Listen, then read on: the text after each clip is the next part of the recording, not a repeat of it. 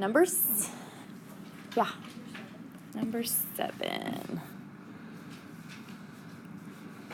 Okay, I think I warned you of this earlier, but 7 is notorious. Probably the one just in general among all of my classes that will be done wrong the most on the test. So stick with me here. Make sure you're getting this. You are starting right now with a surface area ratio. So your surface area ratio is 240 over 1500. Okay? What do you always do first? Reduce it. Okay? So if you reduce this, you may use your calculator to do that, whatever. This reduces to, I believe it's 4 to 25 once you're done breaking it down. So your surface area ratio is 4 to 25. Now think back to all the different ratios we have. Your scale factor is A to B.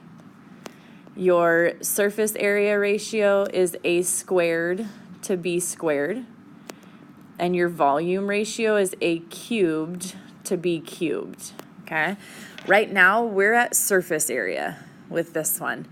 How do I get to volume? We need a volume ratio. How do I get there? You're going to square root it first, right? Because we have to go from here to scale factor.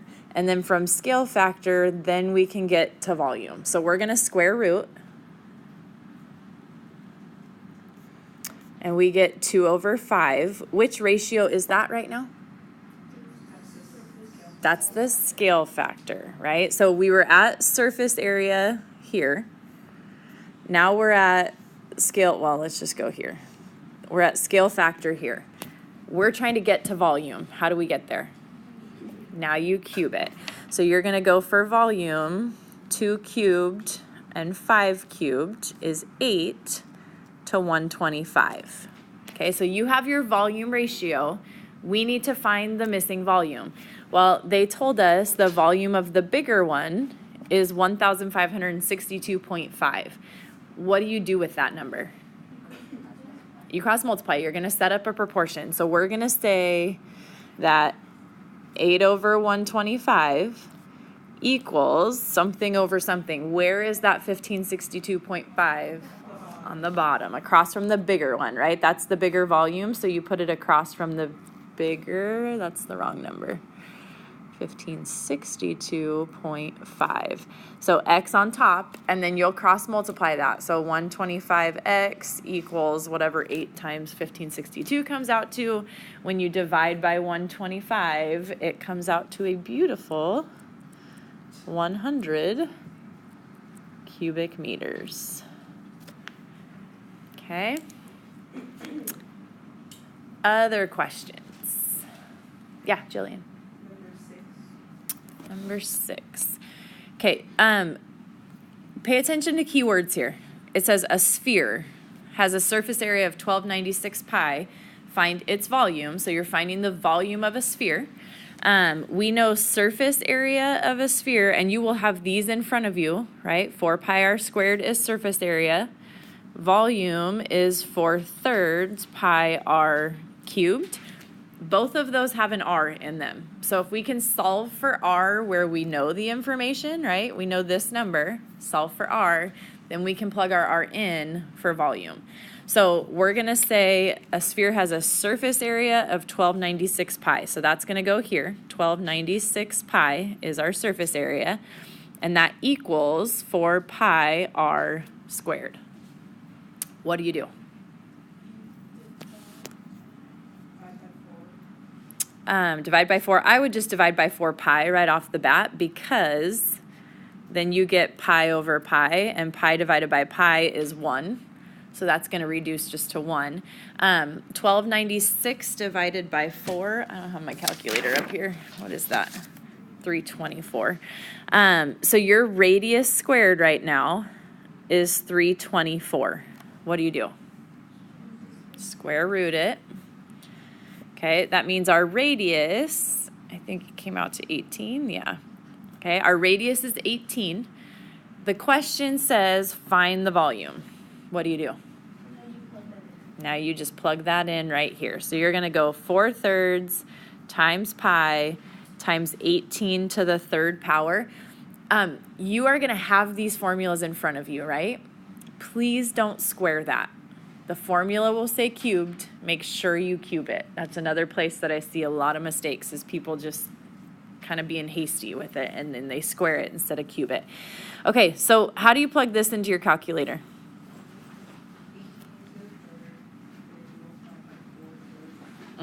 So you can do 4 divided by 3 times 18 to the third, or you can do 18 to the third times 4 divided by 3. Just make sure that you're not plugging this in flip-flopped. It's not 3/4. It's not 3 divided by 4. So be careful with that. God bless you. So when you plug that in, 4 divided by 3 times 18 to the third, you get this number. And then you can attach your pi, and then it's feet cubed. Okay? Yeah, Kevin. Number 8. Okay, so composite space figure, that means you're putting 2 figures together, right? So we have a rectangular prism and a half a cylinder. You just need to decide with your rectangular prism what is going to be your base, what your bases will be. It doesn't matter. Do you have a preference what your bases will be for the prism? Do you want the 6 by 6? Okay, so if these are our bases and we are doing the volume, then it's the area of the base times the height. So what is the area of that base? 6 times 6, or 6 squared, right? It's base times height. So 6 times 6 is B. What's H? That's the 15. It's the distance between your 2 bases. So you plug that in, 36. I need to just get my calculator. So 36 times 15 is 540.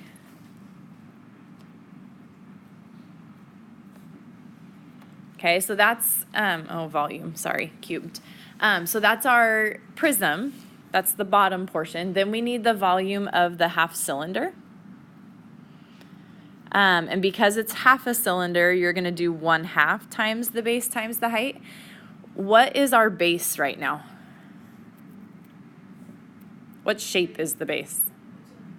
It's a half a circle. We're going to do the full circle because the formula is going to cut it in half, right? We're going to cut it in half at the end. So the area of the circle would be what? This would be 3, right? Because this is 6. So your radius is 3. So you're going to do pi times the radius squared. Don't forget about cutting it in half. What's H? That's the 15. It's the distance between the 2 circles. Okay. For this one, you can leave it in terms of pi, but when you're adding the 2 together, you can't combine them. So on these ones, we just say plug it in. So if we did this, 1/2 times 9 times 15, this is 67.5 pi, but I would just plug in that number like this, 212.1.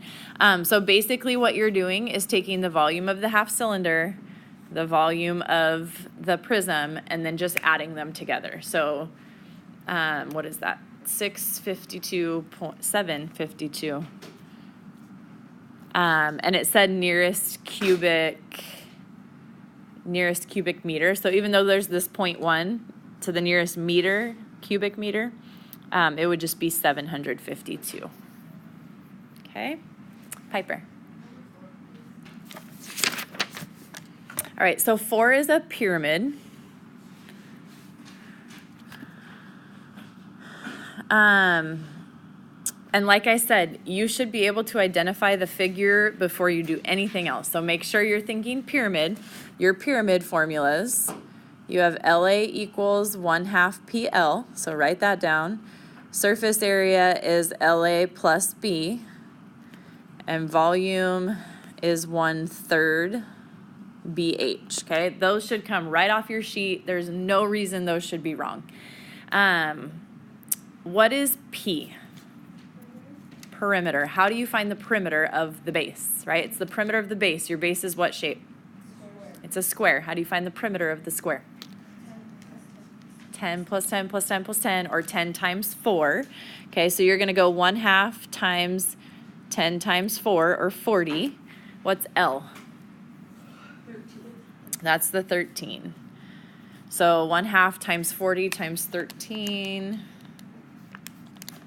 is 260. We're talking inches, and it's square inches because it's area. Okay, so this is going to be 260 plus B. What is B? What does B represent? The area of the base, and that would be what in this problem? 10 times 10, or 100. Okay, so 260 plus 100 would be 360 square inches.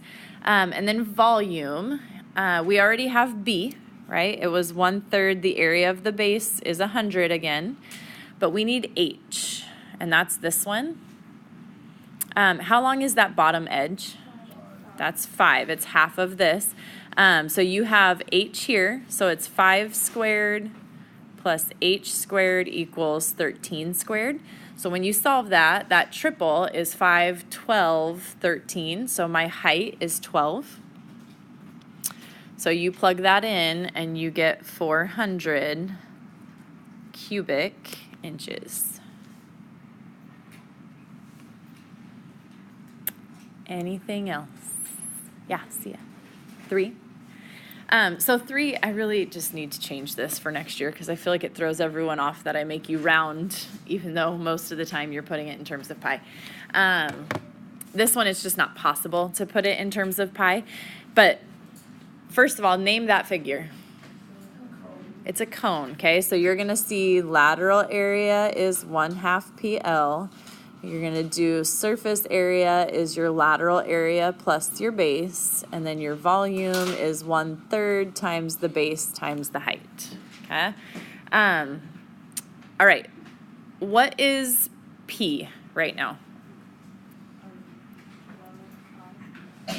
Right, your perimeter, whenever there's a circle, your perimeter is pi d, okay? So my diameter right now is 12, so we're going to do 1/2 times 12 pi times L. And we have the height, that's the 22. We don't have the slant height. So our L is what's missing. This would be 6. This is 22. So you're going 6 squared plus 22 squared equals the slant height squared. And this is where it gets a little bit ugly because there's not a perfect triple here. So instead it comes out to, what is that one? 22.804. So your slant height, 22.804, because we had to round that, there's no point in putting it in terms of pi. It doesn't make sense anymore because in terms of pi is an exact answer, and this isn't going to be an exact answer. So you're just going to plug that in. 1/2 times 12 pi times 22.804 is 429.8. Okay, so that's going to go here, 429.8. And then we're going to add to it B. What is B when there's a circle involved? Pi r squared. So in this case, that would be 36 pi. Pi times 6 squared. So we're going to add 36 pi to that. So our surface area, when you do that, comes out to 542.9. These are both square feet because they're area. Okay, so then the last thing, volume, you're doing 1/3. The area of the base we already found, 36 pi. What's the height?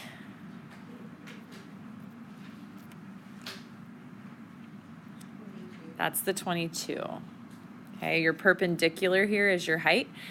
So that one you could actually leave in terms of pi. If you left it in terms of pi, it would be 264 pi cubic feet.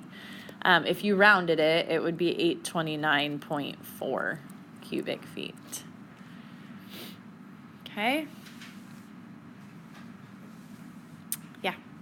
For the formula, can I do example of the formula of F plus V equals? Sure, yeah. So if I tell you that you have 12 faces and 16 vertices, and I want to know how many edges you have, your formula, which is not on there, so you need to know this formula, F plus V equals E plus 2. You're just plugging the numbers into that and solving for the missing. So your F is 12, your V is 16, equals E, which we're solving for, plus 2. So simplify that. You get 28 equals E plus 2. So if we take away 2, that would mean that we should have 26 edges. So it's, yeah, just making sure that you know that formula, and then you're just dropping numbers into it. Okay? Anything else?